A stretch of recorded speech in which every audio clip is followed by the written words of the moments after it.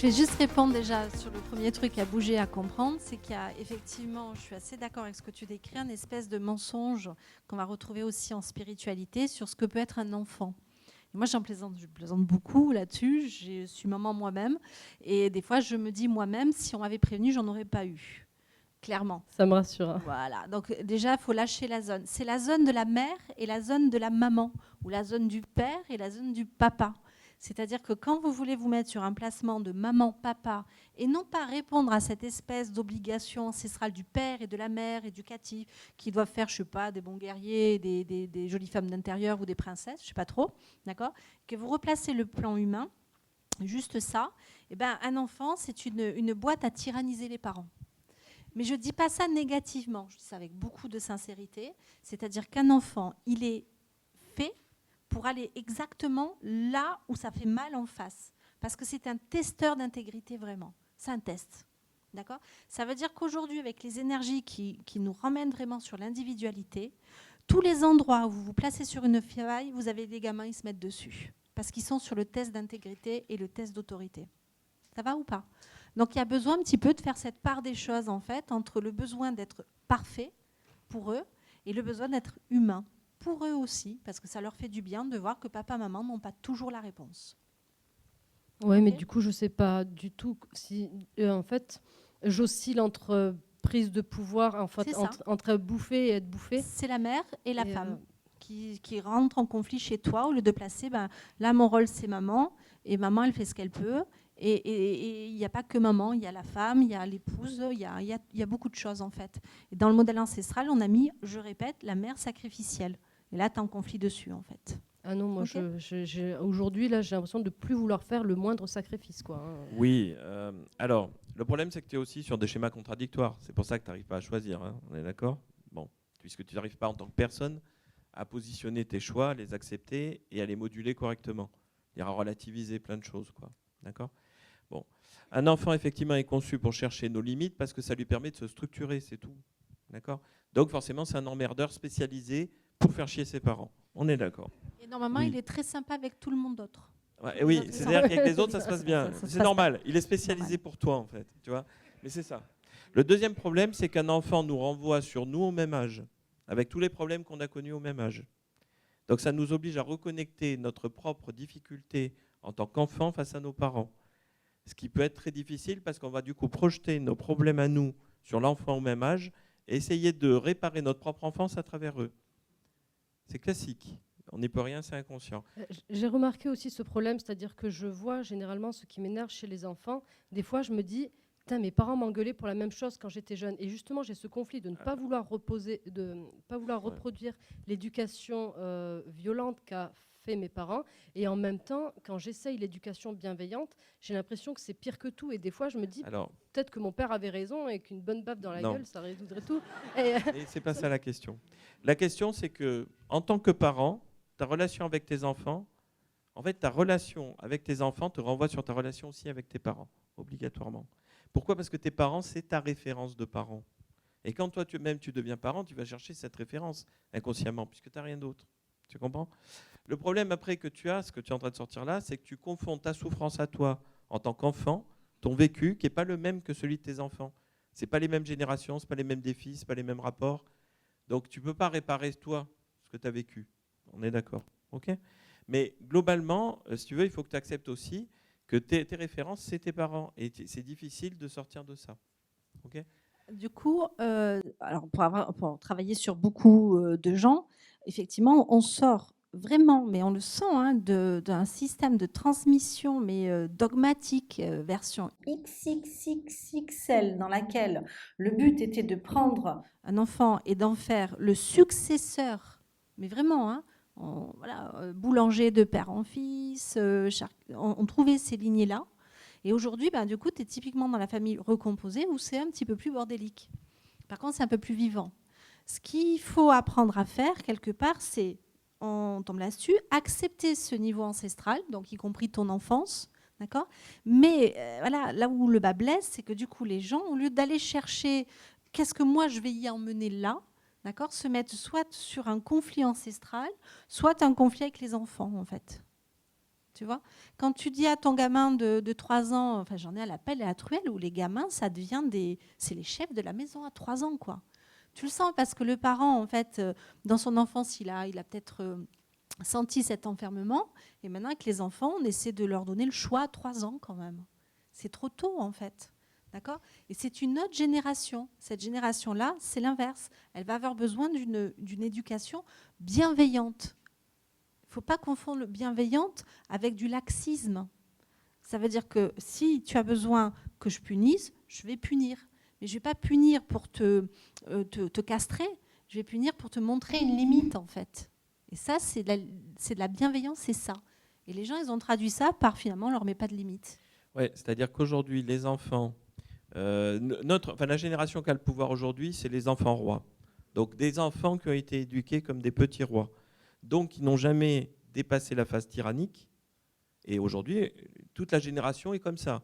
Tous les adultes, hein, même les présidents, hein, ils sont en phase tyrannique. Hein. Je tweete sur mes chiottes sur un coup de tête, quoi. Ben, c'est ça. Ben, c'est la phase tyrannique non résolue de l'enfant roi qui a le pouvoir aujourd'hui. Les enfants d'après sont éduqués comme des petits dieux. Ce sont les enfants dieux, carrément. On les vénère, quoi.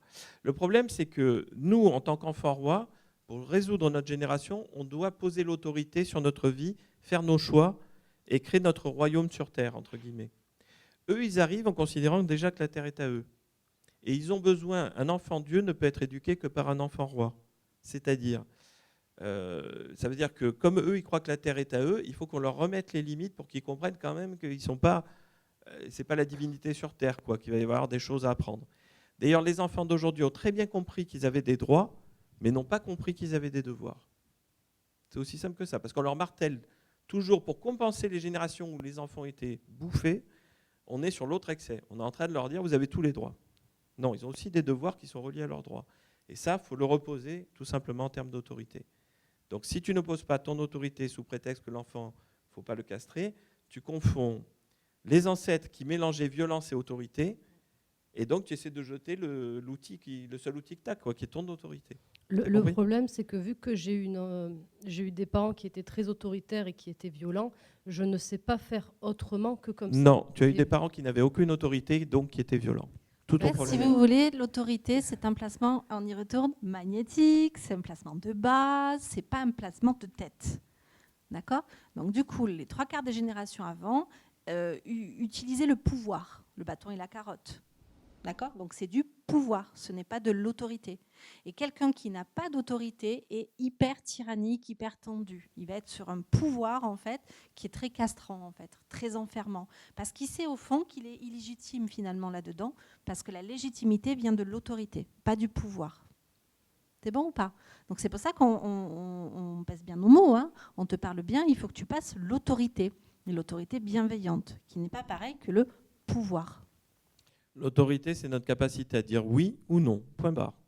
Quand il n'y a plus d'autorité, on va au conflit. L'autorité est magnétique. Les animaux perçoivent immédiatement cette autorité magnétique autour de vous. Si tu as une autorité bien posée magnétiquement, le chien, il n'approche pas. S'il y a la moindre faille, il rentre dedans, direct. C'est animal, en fait. Un enfant va fonctionner aussi avec ce niveau-là.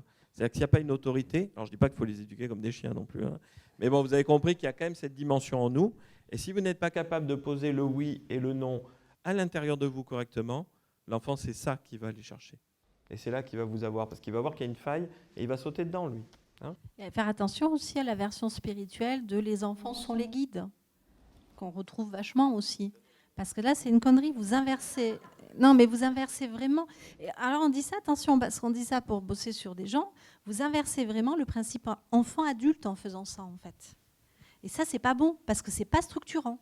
Les parents sont là pour structurer l'enfant, et pour que l'enfant soit bien structuré, il ne faut pas d'inversion là-dessus, en fait. C'est-à-dire que quand vous dites oui, c'est oui, et vous dites oui, pourquoi ? Parce que vous êtes le parent, vous êtes l'identité référente, en fait, tout simplement. Donc ce oui-là ou ce non-là, c'est la référence. Est-ce que c'est la référence omnipotente pour l'éternité ? Non.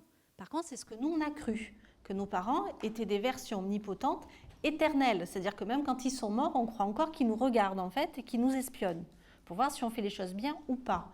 Par contre, vous pouvez très bien positionner aujourd'hui une autorité bienveillante en disant « aujourd'hui, c'est non, parce que c'est moi qui décide, et ensuite, on verra ». C'est-à-dire, au fur et à mesure que tu grandiras, cette autorité-là changera. Alors, attention sur l'histoire. On m'entend ? Oui, c'est bon. Le problème de croire que les enfants sont les guides vient du fait qu'on croit qu'un enfant est innocent. Or, un enfant a déjà son identité dès le départ et il est sur ses pulsions et ses structurations. Et il ne connaît pas le monde où il est incarné, il a besoin que les parents lui renvoient comment marche ce monde pour pouvoir ensuite interagir de manière sereine avec. Donc, c'est vraiment le rôle des parents de structurer. D'ailleurs, les enfants ne font généralement que répondre aux attentes des parents. Hein ? Là, quand vous voyez tous les enfants vous répétez quelque chose, c'est qu'ils l'ont entendu à l'école ou qu'on leur a dit, ou qu'ils sentent que les parents ont besoin de ça. Attention, ils ne sont pas sur autre chose généralement. Hein ? Voilà, donc remettre correctement son autorité à l'intérieur de soi, ce qu'on est prêt à accepter ou pas. Accepter que pour que les enfants soient bien, il faut déjà que les parents soient bien. Ça paraît con. Mais si les parents ne sont pas bien, les enfants le sentent et ça génère encore plus de problèmes. Il faut déjà que nous, on soit bien pour que les enfants ressentent qu'ils peuvent être sereins, puisque le rôle des parents, c'est de les sécuriser, avant tout.